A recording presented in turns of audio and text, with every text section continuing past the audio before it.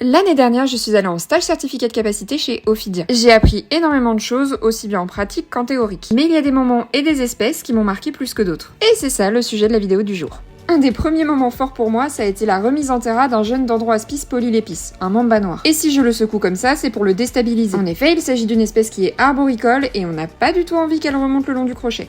Un autre moment fort aussi pour moi, c'était l'apprentissage du tailing, donc une manipulation qui associe crochet et main, sur du Naja siamensis. Une espèce de cobra qui est cracheuse, c'est pour ça qu'on porte des lunettes.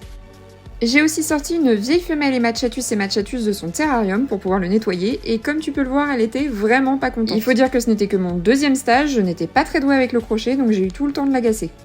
Là, c'était une remise en terra d'un Crotalus sapcan, je pense que je le prononce mal, et je me suis rendu compte qu'il allait falloir que je me muscle les bras. On dirait pas comme ça, mais ça pèse son petit poids, et en plus, c'était en bout de crochet. Autant dire que j'avais pas assez de force. Mais bon, j'ai quand même réussi à m'en débrouiller. Évidemment, j'ai vu plein d'autres espèces pendant ce stage, et il y a d'autres moments qui m'ont marqué, genre la remise en terra de Botrops asper, ou la marche arrière d'un Bongarus, par exemple. Mais je pouvais pas tout mettre en une vidéo et il fallait faire des choix. Du coup, si ce style de vidéo te plaît, n'hésite pas à le dire, parce que j'ai largement assez d'images pour en faire d'autres sur le sujet. Sur ce, je te dis à la prochaine!